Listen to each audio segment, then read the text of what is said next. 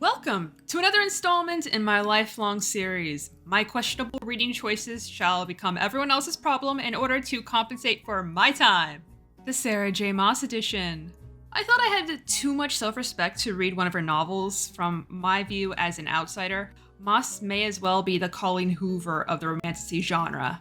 And I wanted no part of that. Until one day, when a friend messaged me about A Court of Thorns and Roses. One joke led to another, which then led to dragging some more friends into the fray, and by the end of the day, a reading group chat was established. 1 week and 10 chapters later, the Court of Thorns and Hussies group chat has promptly died. Go us! Though, one of the bros went and steamrolled through the series on her own, deemed it weak fantasy with mild spice, and entertaining mediocrity the whole way. Another friend had stopped, but opted to try again through audiobook.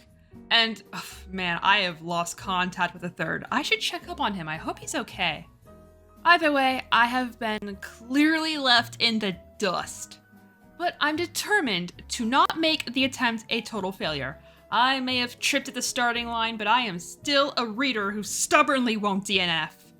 Much to my detriment, I am determined to cross this finish line the only way I currently know how.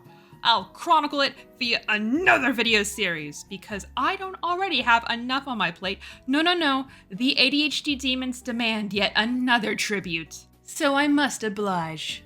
I'm gonna make this one pretty low effort though. The goal isn't thorough analysis, much less any sort of critique, but if that happens, it happens. Sometimes I just can't help myself, you know how it be. I am here simply to finish the book while using y'all to lighten the load. Purely selfish reasons, once again. Apologies. This is A Court of Thorns and Roses. Chapter 1 begins on a cold, snowy night in some random-ass forest. Our protagonist is perched up on some tree branch in hopes of finding a stray Bambi or Thumper, whatever small critter to bring home to eat. We get an innocuous name drop of the fairylands north of her, and those lands are not to be treaded upon by mortals unless they have a death wish. Lore drop accompanied by a shiver, just so we know it's legit spooky in-world lore. With no luck spotting any potential prey, protagonist Chan yeets themselves from the tree.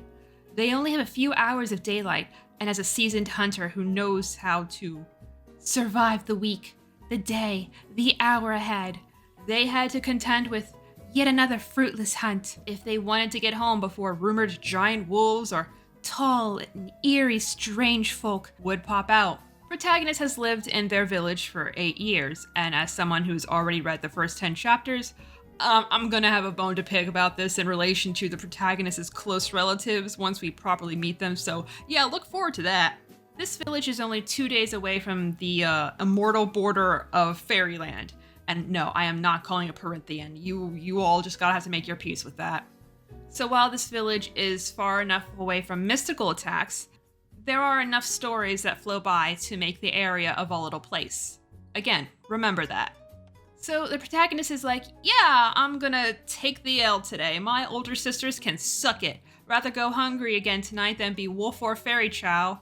Good thing I'm already so gangly thin that I can count my ribs. Makes me more agile through these trees, y'all. Woo! Yay, malnourishment! But wait, they spot a clue that could mean prey after all. They ease into serious hunting position number 11. The snow fell and fell, dancing and curling like sparkling spindrifts. White, fresh and clean against the brown and gray of the world. They lament the non-snowy season, I guess? Dreamed and breathed and thought in color and light and shape. Indulged in the fantasy of their sisters being married off, being left with only their father and enough food to go around, enough money to buy some paint, and enough time to put those colors and shapes down on paper or canvas or cottage walls. Whew. Holy hell, can some Disney woodland critter come out and take one for the team already? I'm only on page 3 and already looking at an overdose by way of rule of threes. But none of that's gonna happen anytime soon, if not ever. And oh My god, the parenthetical M dash interruptions. Oh, I forgot about the sheer abuse of these bad boys. There's so many on just a single page. Every page. This is like 400 pages long. Jeez. Oh my god. I feel so sorry for my friends because I wouldn't shut the hell up about my complaints regarding them. As someone who loves using M dashes, it hurts my soul to see them used so unnecessarily. It just, for me, it stilts the flow of the prose, and I can't get into it. The flow, it ain't there for me, brah. But I won't make a habit out of complaining about the excessive M dash interruptions. Just know that I am suffering silently and constantly. By the way, protagonist, aren't you like starving right now? Aren't you against the dwindling daylight hours for food for your starving family? How do you have the energy for such poetic ruminations? Now they're going on about how stolen hours in a decrepit barn with Isaac Hale doesn't count as the last time they've ever noticed anything lovely or interesting? Oh, okay, like, how the hell is this relevant, homie? You got shit to do! Get your head in the game here, Snuggles! Priorities! There's some bushes rustling in the distance, and that finally snaps protagonist back to Earth. A lone doe makes itself known, and Protag gets into serious hunting position number 46. Ready to snipe the hell out of Bambi's mom. Every part of her wouldn't be wasted. Presumably older sister number 1, Elaine, could get a new cloak. That sounds nice. And presumably older sister number 2, Nesta, would crave something someone else possessed. Okay. Weird time to throw shade at your sibling and establish a negative first impression, but alright, choice. Protag's about to fire when they notice some shiny golden eyes in the distance. Uh-oh, it's a pony-sized, super stealthy wolf. Or it could be a fairy in disguise. It's fight or flight, but if Protag takes their chance to fight, it'd be a favor to the world, to my village, to myself, to kill it undetected. And I'm not gonna lie, I mean, I'm here for the stark anti-fairy stance. They've inundated the fantasy book boyfriend market for too long. We can move on from them now. And I know I'm saying that about the book that got the trend going in the first place. Luckily, Protag has a special arrow made from ashwood with an iron head. 2 things fairies are supposedly weak against. Good thing their presumably justified paranoid prejudice against the Fae prompted him to hang on to such a thing just in case they need it. They don't even know if it worked, but hey, YOLO! The arrow is drawn, but then they spend some paragraphs back in their thoughts and god damn, if this were Katniss Everdeen, both the wolf and the doe would be skinned by now. More paragraphs of the wolf slinking toward the doe, Protag doubting themselves while containing their salivation. Finally, the wolf pounces onto the doe and Protag fires. They also fire a second normal arrow through the wolf's eye, and that wolf collapses, writhes like a palmetto when I nuke it with Raid. And it dies. Its coat of charcoal and obsidian and ivory ceased rising and falling. Yeah, dies. Since Protag's a gangly, malnourished twig who can play xylophone with their ribcage, they can only barely carry home one animal. So they settle with the doe, but they at least skin the wolf.